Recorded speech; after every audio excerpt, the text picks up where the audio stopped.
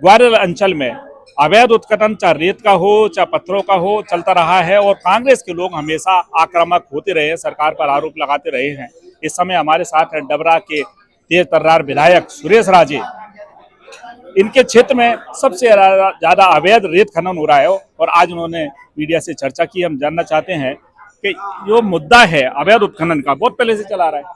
नहीं, लगातार देखिए 2020 में मैं पहली बार विधायक बना और तब से इस मुद्दे को मैं लगातार अपने अपने स्तर पर उठा रहा। तीनों विधायक माननीय सतीश अग्रवाल जी, साहब सिंह जी और मैं, हम तीनों विधायक जिलाधीश महोदया से मिले, उनको अपना पक्ष रखा, उन्हें बताया कि इस तरीके से ये पॉइंटों पे अवैध उत्खनन हो रहा है। रेत का हो रहा है, रेत का बड़े मुस्तर पर सिंध नदी के करीब जितना भी पूरा एरिया लगता है वहाँ देखिए जिगनिया बारकरी एक ऐसा पॉइंट है जो खदानी नहीं है, लेकिन शासन एक उसमें नई दलील दे रहा है कि हमने दोनों जिलों को मिला के करने के लिए इस तरह का सीमांकन कर दिया। फिर वहां से कोई व्यक्ति जो है खुद की जमीन में से जब उसको रोकने का प्रयास करता है तो जो जमीन में से खुद की जमीन में से अवैध उत्खनन निकलने के लिए मना करता है उसी पे केस लगा देती है सरकार। तो क्या है ये? और अकेला ये नहीं है, सरकार को अरबों खरबों रुपए की राजस्व की हानि हो रही है इस अवैध उत्खनन से। गांव के अंदर से निकलने वाले जितने रोड हैं वो सारे के सारे अवैध उत्खनन करने वालों ने खत्म कर दिए हैं। और आए दिन गोलीबारी होती है अवैध उत्खनन करने वाले रेत माफियाओं में, उसमें पिसता है कौन? जनता का आम भोला आदमी। कोई शिकायत करने वाला होता है उसको एफआईआर उसके खिलाफ कर दी जाती है। कांग्रेस की ओर से कभी बड़ा आंदोलन खड़ा नहीं किया गया।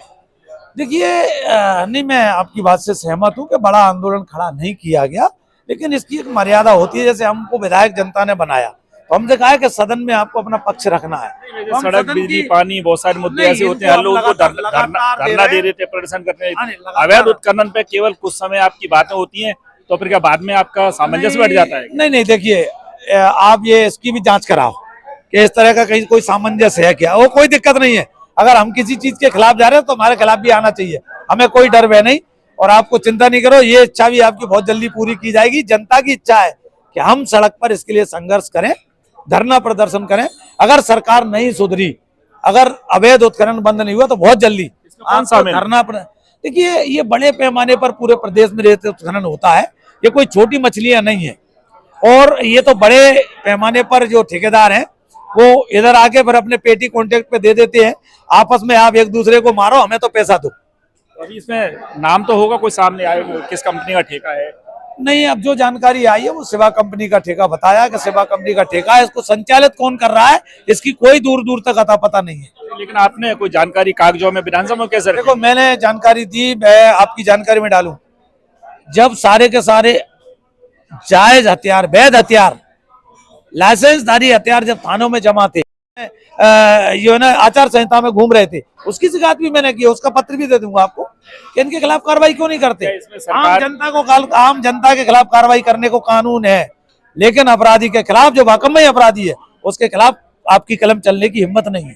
सरकार के इसमें मंत्री, विधायक, सरकार के प्रतिनिधि, देखिए बगैर सरकार के संरक्षण के मुझे नहीं लगता इतने बड़े पैमाने पर कोई भी अवैध उत्खनन हो सकता है।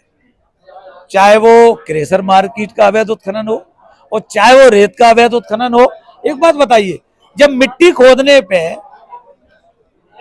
एक मिट्टी ट्रॉली में मिट्टी भरता है व्यक्ति, ठेकेदार, जो हमारे यहाँ 100 रुपए 200 रुपए में मिट्टी मिलती थी, आप डबरा चले जाओ 1200 रुपए में मिट्टी मिलने लगी इसी अवैध माफियाओं के कारण। जैसे अवैध कॉलोनियां बसती हैं, सरकारी जमीनें गिरी जाती हैं, उनको क्या? अब देखिए जहां तक अवैध कॉलोनियों का इसका सवाल है, ये समय समय पर सभी लोग आगाह करते रहते हैं और सरकार को इसके लिए चिंता करना चाहिए।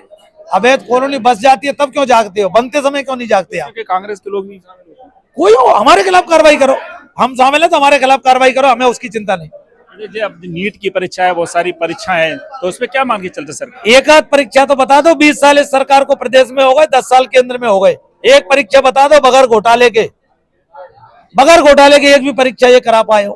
करा ही नहीं पाए। और जांच का क्या हाल होता है, जांच करने वाले भी वही और अपराधी भी वही, हो गया काम। देखिए सुरेश राजे विधायक डबरा कांग्रेस के साफ कह रहे हैं कि जांच करने वाले भी वही, जांच कराने वाले भी वही, आखिर घोटाले होते रहेंगे और होते रहे हैं। इससे निजात कब मिलेगी ये आगे किसी को नहीं पता, ये सरकार ही तय करेंगी। कि रुकेगा घोटाला या नहीं रुकेगा, अवैध खनन रुकेगा या नहीं रुकेगा।